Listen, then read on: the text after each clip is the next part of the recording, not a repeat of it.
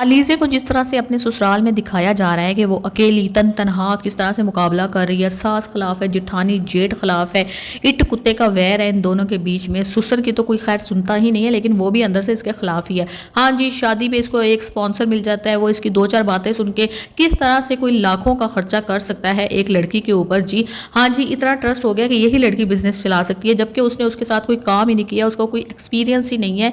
ये सब झूठ है, ऐसा नहीं होता रियल लाइफ़ के अंदर। और जिस तरह से मुकाबला कर रही है, सास कितनी उसके अगेंस्ट आई हुई है और वो हर जगह पे पहुंच जाती है, मतलब हर इदारे के अंदर। अब ये जो अपना देवर है इसका सिकंदर, उसका रिकॉर्ड लेने पहुंच जाएगी, एजुकेशनल रिकॉर्ड के इसका कॉलेज में रिकॉर्ड कैसा था जी, और क्यों इसको कॉलेज से निकाला गया, या किस तरह के इसके रिजल्ट्स आते थे, ये सारी चीज़ें वो पूछेगी। फिर उसके बाद टैक्स डिपार्टमेंट में पहुंच जाती है जी कि मेरी सास जो फिलंथ्रोपिक काम कर रही है या जो इदारे चला रही है गरीबों और यतीमों की इमदाद के लिए, उसका पूरा हिसाब किताब लिया जाए कि वो अपनी एड को कहाँ पे खर्च करती है। ऐसा कोई किसी के कहने पर नहीं करता।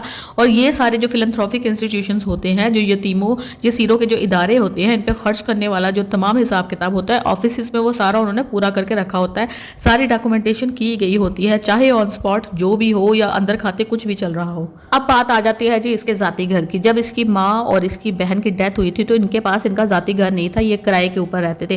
फिर इसकी जो फ्रेंड आई हुई थी बाहर से, उसने तरस खा के इसको अपना घर रहने के लिए दे दिया था।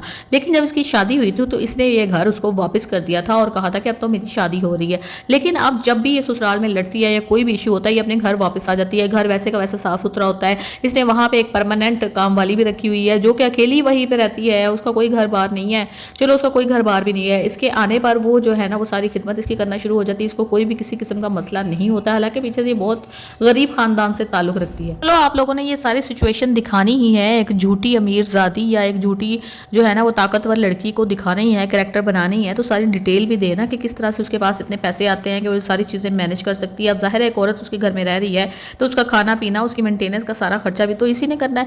और उसके अलावा अगर ये बिजनेस से पैसे निकाल रही है, अगर इतनी ही अमीर हो गई है, तो ये अपना 1 कमरे 2 कमरे का फ्लैट भी तो ले सकती है जिसको ये मेंटेन करके रख सकती है। लेकिन नहीं, उसके बाद ये अब ये प्रेग्नेंट भी हो गई है, इसकी सिचुएशन भी स्ट्रांग हो गई और बाकी सब इसके सामने बेबस नजर आते हैं।